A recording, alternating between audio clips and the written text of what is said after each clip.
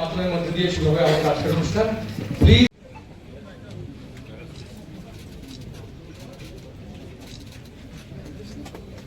watching insurance claim 40,000. Might you come over the dais and take your seat, Dr. B.U. Chaudhary.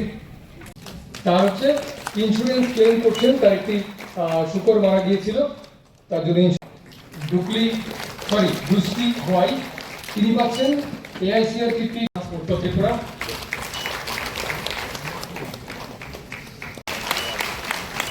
তারও fit breeding unit রয়েছে NLM EDP। এমনি হাসি দিল এই শুনো শুনো राजभवन में ये करके एटलीस्ट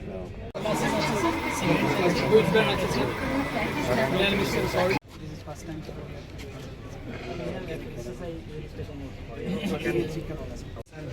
25% प्रोटीन रहता है जो कि सर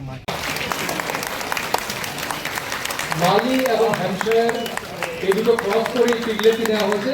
চন্দ্র কুমার দেববর্মা, আমি कभी का है साझे नहीं का है मंगा के खिलाना।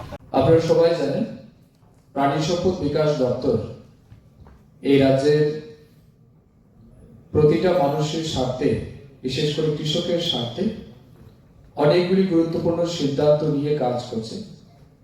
আমাদের রাজ্যের মাননীয় মুখ্যমন্ত্রী অধ্যাপক ডক্টর মানিক সাহাজির নেতৃত্বে প্রাণী সম্পদ বিকাশ দপ্তরের যে কতগুলি স্কিম গত ৩-৪ বছরে আমরা চালু করেছি, যেগুলি নিঃসন্দেহে আমাদের রাজ্যে যারা প্রাণী পালক আছেন তাদেরকে উৎসাহিত করার জন্য অত্যন্ত গুরুত্বপূর্ণ ভূমিকা পালন করছে। আমরা দেখতে পেয়েছি আমাদের রাজ্যে পিগ মিটের যে ডিমান্ড রয়েছে, বিশেষ করে নর্থ ইস্টার্ন রিজনের মধ্যে হাইয়েস্ট ডিমান্ড যদি কোথাও থাকে সেটা আমাদের রাজ্য ত্রিপুরাতে। আমরা দেখেছি আমাদের রাজ্যে প্রায় 98% মানুষ কিন্তু নন ভেজ ইটার, যারা নন ভেজ খায়, এবং ডিমান্ড আমাদের অনেক বেশি।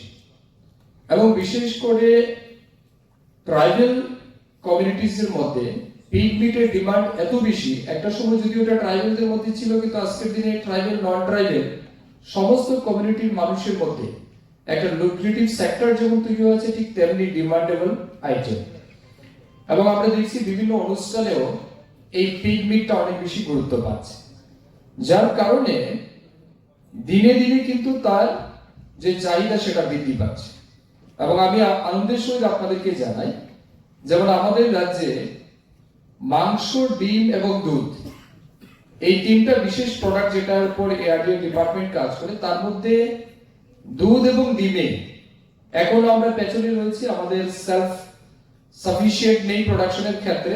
Pleasure to be here today on this significant occasion.